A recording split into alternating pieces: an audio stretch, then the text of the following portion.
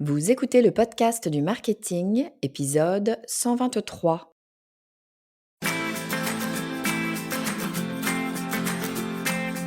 Bonjour et bienvenue.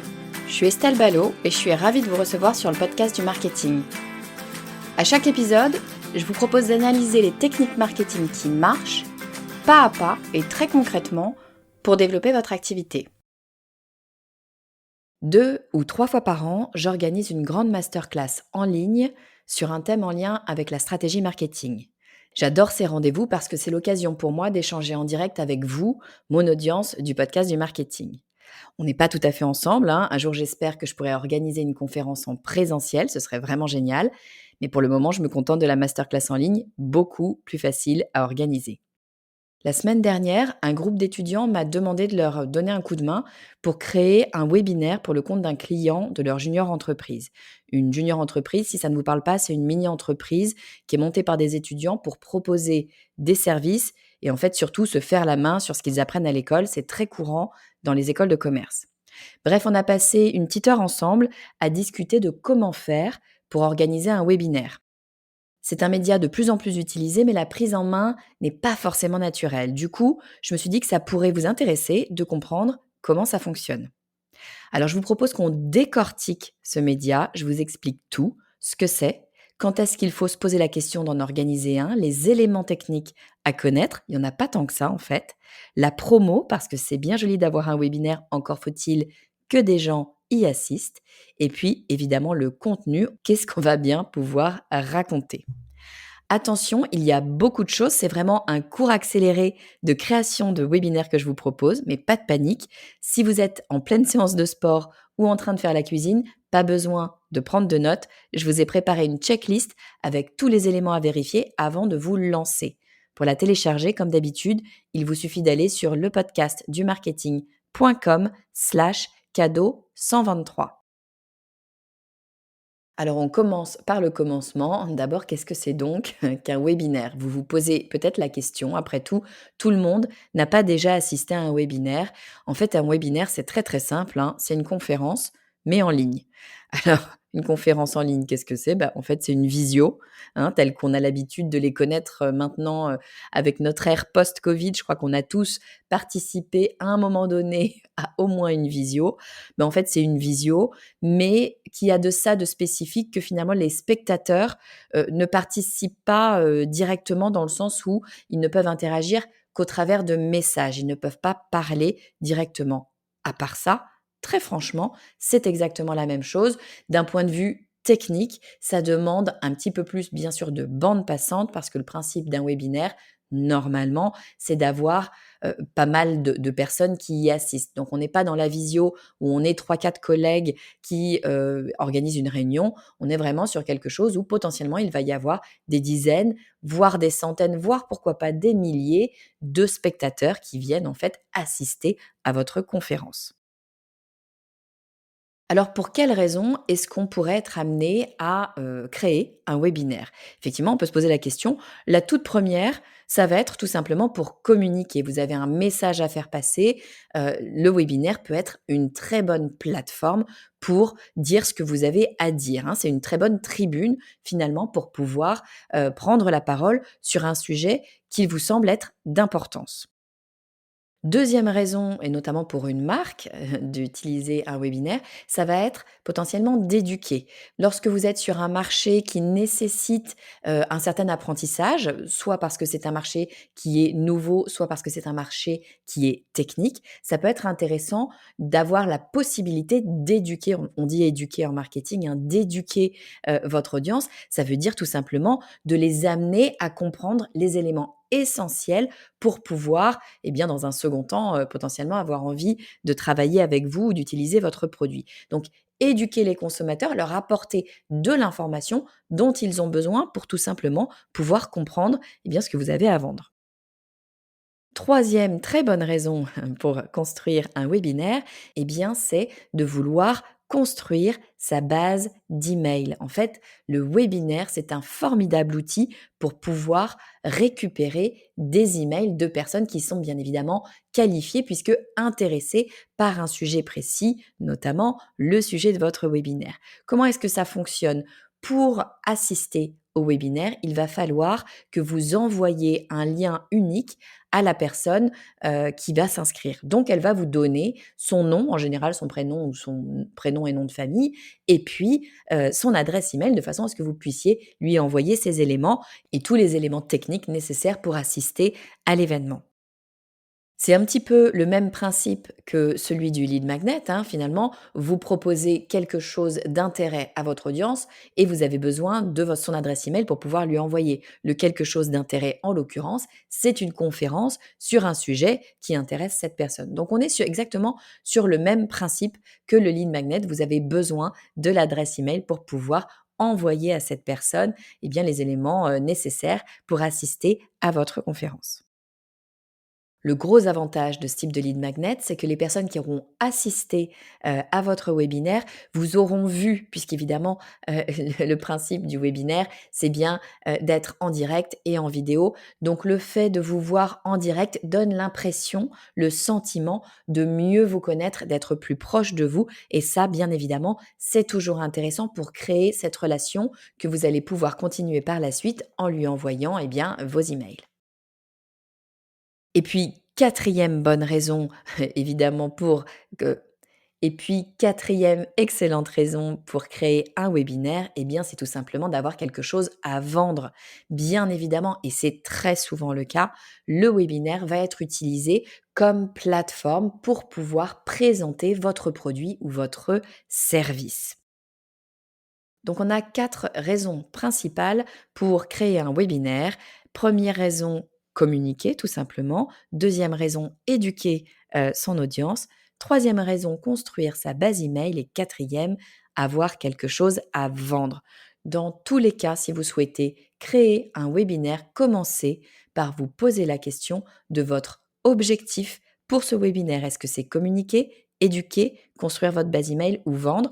Vous pouvez avoir plusieurs de ces objectifs, mais vous devez savoir quel est votre objectif principal parce que bien évidemment, ça aura un impact fort sur la façon dont vous allez monter cet événement.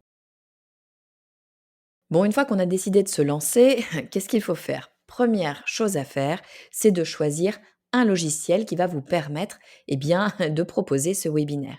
Parce que, comme je vous le disais en introduction, le webinaire, c'est jamais qu'une visio avec peut-être plus de monde et en tout cas des personnes qui ne vont pas pouvoir interagir en parlant, mais qui pourront interagir par message. Et ça, pour faire ça, vous avez besoin d'un logiciel. Alors, il y en a plusieurs à des prix qui varient. Les plus connus, je dirais que vous avez Zoom.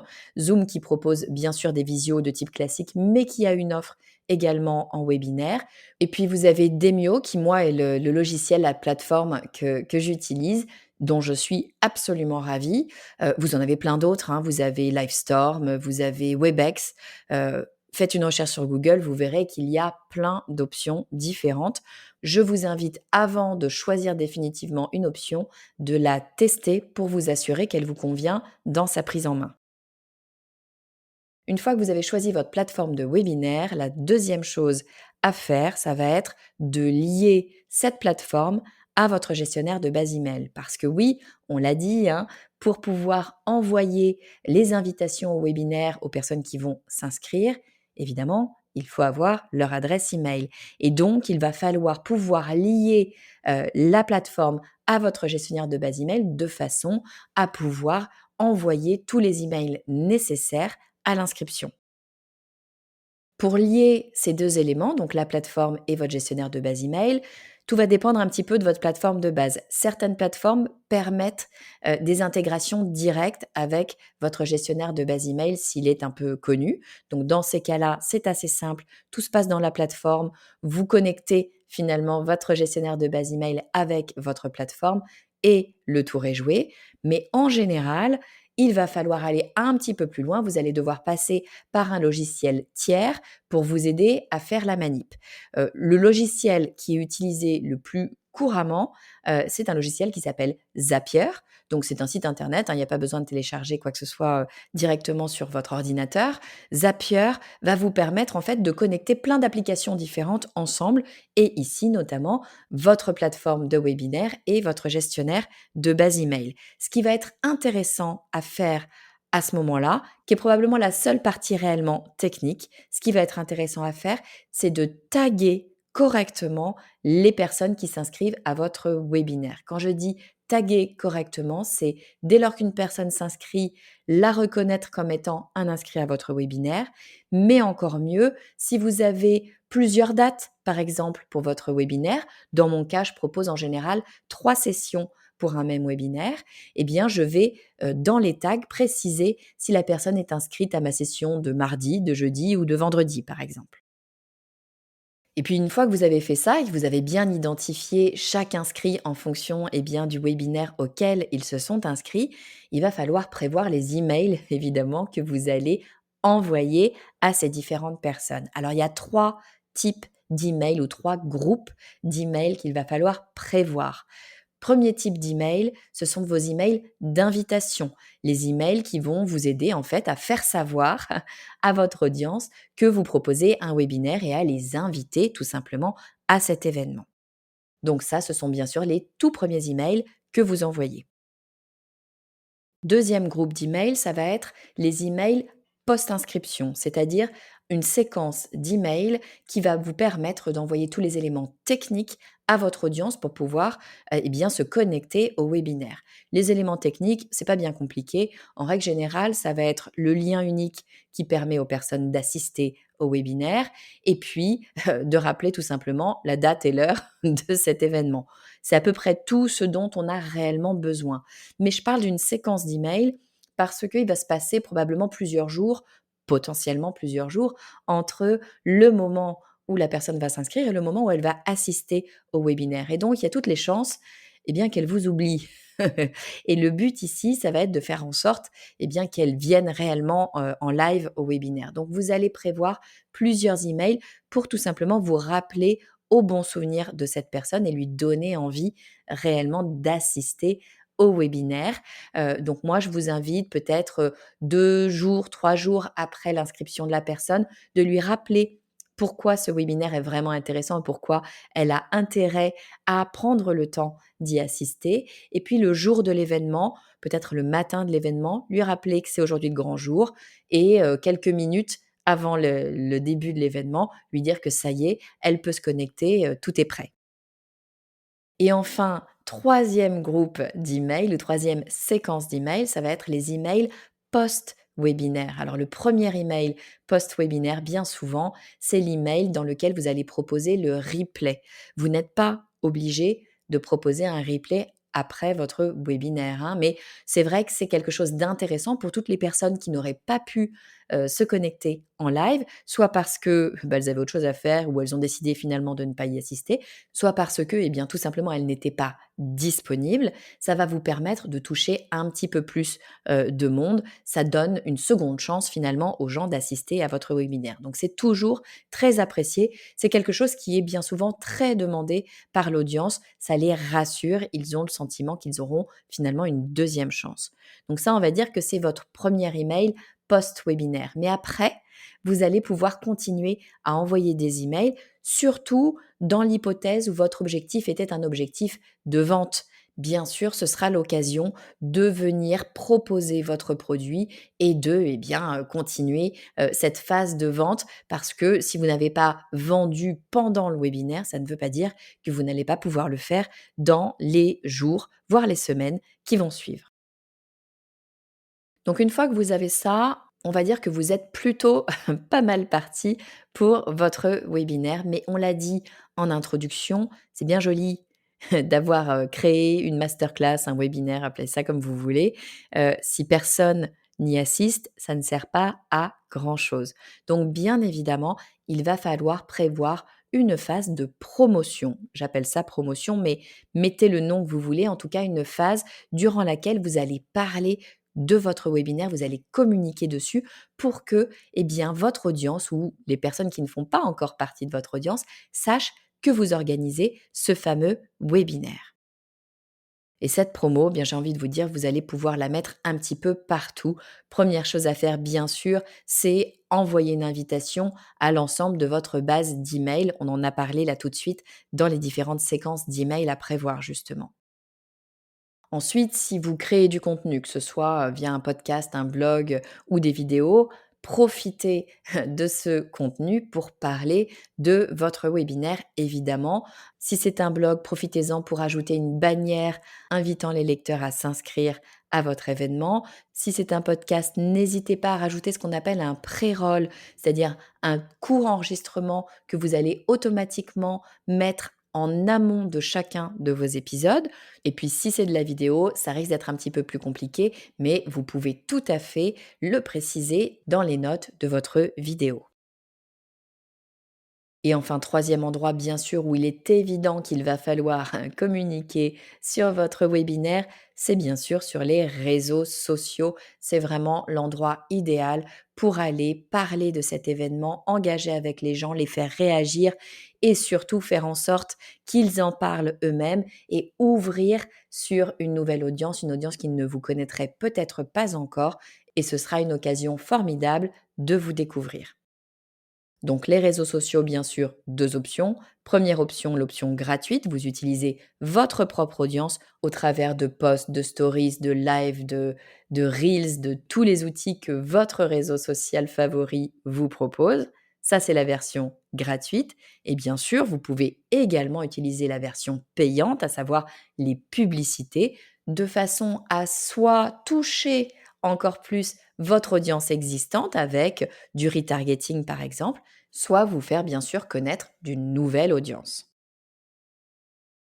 Une fois qu'on a réglé la promo, on peut se poser la question du timing.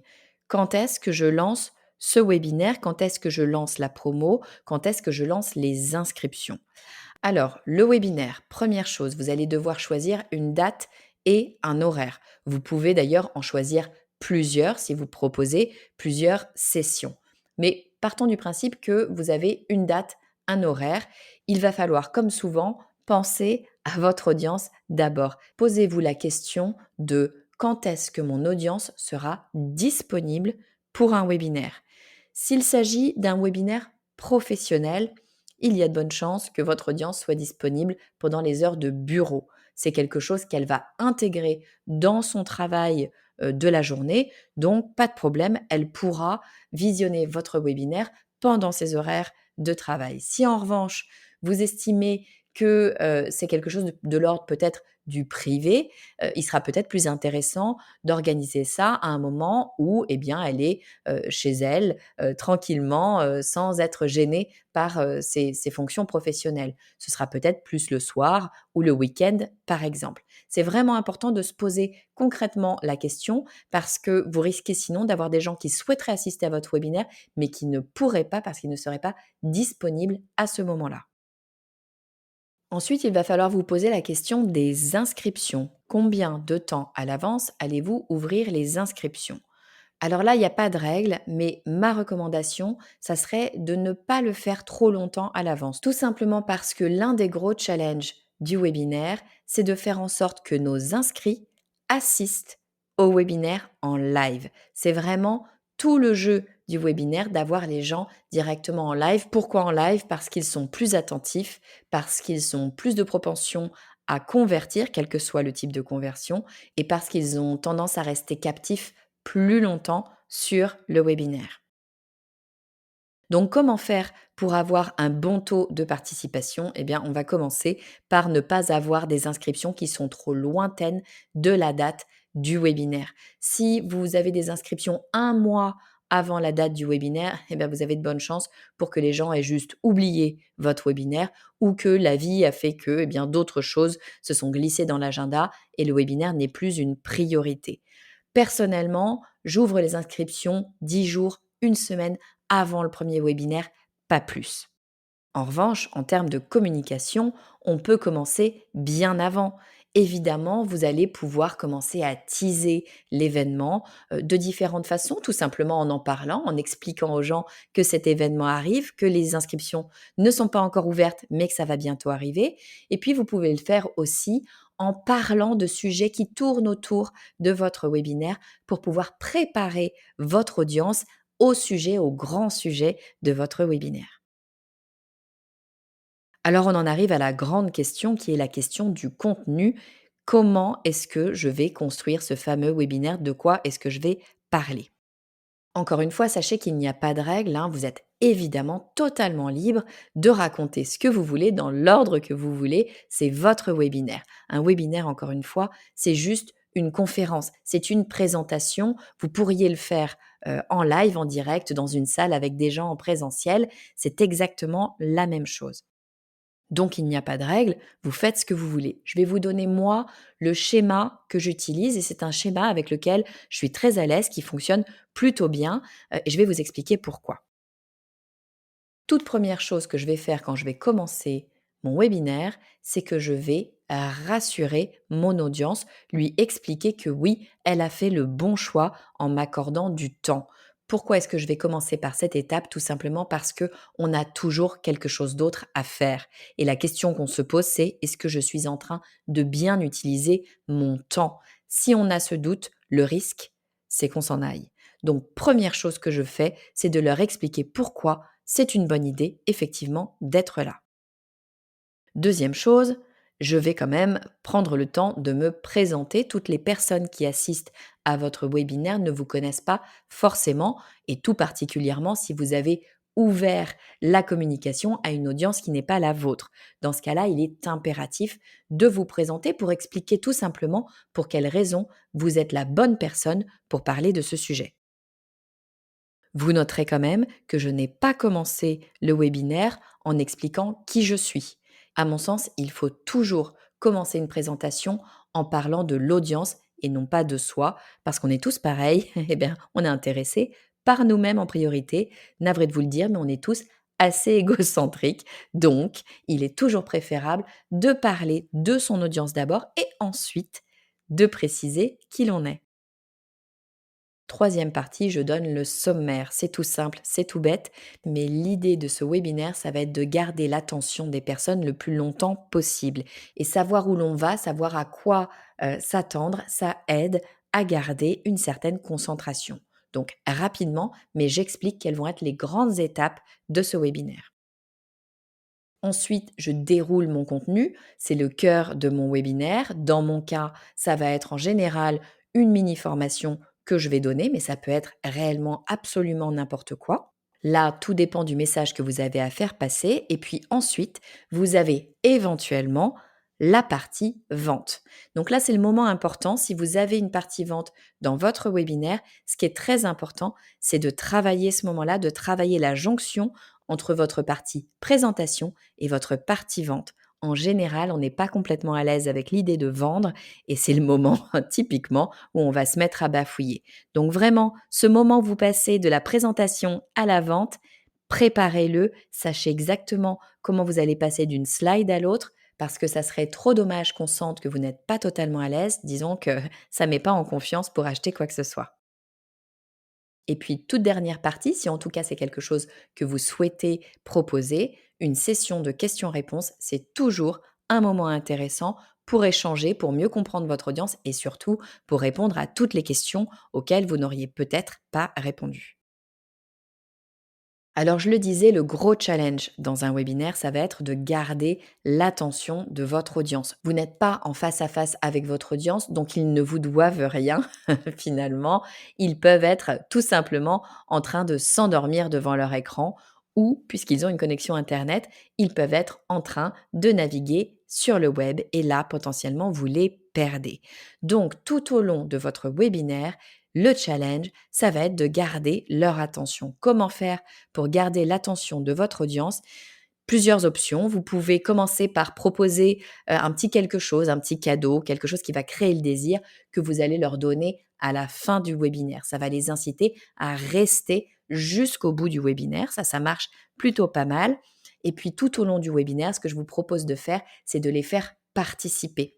Il n'y a rien de pire que de regarder de façon passive une conférence. C'est le meilleur moyen de penser à autre chose. On a une capacité d'attention qui est quand même, disons-le, assez faible. Si en plus on n'est pas face à la personne et qu'on n'a donc même pas la politesse qui nous retient de faire autre chose, c'est assez facile de décrocher. Donc faites participer votre audience, posez-leur des questions. Ça peut être des questions toutes simples, peu importe, mais posez-leur des questions pour les réveiller, pour vous assurer qu'ils sont bien là avec vous et pour les ramener dans la concentration dans votre webinaire. Alors je résume, un webinaire, qu'est-ce que c'est? Ça n'est rien de moins qu'une conférence en ligne, tout simplement. Pour quelles raisons est-ce qu'on va construire, proposer un webinaire? Il y a 4 grandes raisons pour moi de le faire. Première option pour communiquer, deuxième pour éduquer son audience, troisième construire sa base email et quatrième vendre. D'un point de vue technique, de quoi est-ce que vous aurez besoin? Vous aurez besoin d'une plateforme de webinaire, un logiciel qui va vous permettre de construire ce webinaire. Les plus grands, ça va être Zoom, Demio et par exemple Livestorm, mais il y en a plein. Ensuite, vous aurez besoin d'un outil probablement qui va vous permettre de lier votre plateforme de webinaire à votre gestionnaire de base email afin de pouvoir récupérer ces emails et envoyer la séquence d'emails afférente. Cette fameuse séquence d'emails, je vous propose de la diviser en 3 parties. Première partie, la séquence d'invitation à votre webinaire. Deuxième partie, la séquence post-inscription à votre webinaire. Et troisième partie, la séquence qui vient après le webinaire pour envoyer le replay et potentiellement vendre votre produit ou nourrir la relation tout simplement. Alors bien sûr, il va falloir faire la promotion de votre webinaire pour que des personnes tout simplement s'y inscrivent. Cette promotion, vous allez pouvoir la faire partout, sur tous les endroits où vous pouvez communiquer, notamment votre base email, votre plateforme de création de contenu si vous en avez une et les réseaux sociaux. Et puis d'un point de vue timing, je vous invite à réfléchir à la date et à l'horaire auquel vous allez proposer votre webinaire pour avoir potentiellement un maximum de personnes disponibles. Ensuite, vous allez pouvoir réfléchir à la période d'inscription. Je vous invite à faire en sorte qu'elle ne soit pas trop longue, tout simplement parce que ça risquerait de réduire le taux de participation. Et puis enfin, vous avez la période de promotion. Cette période, elle peut venir vraiment en amont. Vous allez pouvoir teaser votre événement et vous allez pouvoir préparer votre audience à cet événement en parlant de différents sujets qui vont l'amener à comprendre qu'elle a besoin d'assister à votre masterclass. On finit par le contenu. Je le disais, vous êtes bien évidemment totalement libre sur ce que vous voulez raconter. Je vous donne mon contenu type. Je vais commencer par rassurer mon audience, expliquer qui je suis, donner un sommaire. Je délivre ensuite le contenu de ma formation, éventuellement une partie vente et à la fin, une session de questions-réponses. Et encore une fois, le véritable challenge, c'est de garder l'attention des personnes puisqu'elles ne sont pas en face de vous. C'est très facile pour elles de penser à autre chose.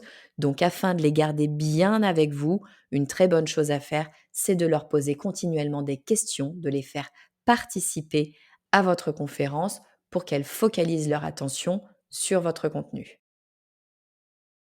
Alors, si vous êtes dans les starting blocks en train de vous dire que c'est parti, votre prochain événement, c'est un webinaire, je vous invite à télécharger ma checklist pour être sûr de ne rien oublier. Et en bonus du cadeau bonus, je vous ai même rajouté ma mini checklist perso, des choses à faire 1 minute avant de lancer le webinaire, histoire d'éviter les galères. Pour la télécharger, il vous suffit d'aller sur le podcast dumarketing.com/cadeau 123. Je vous dis à très vite.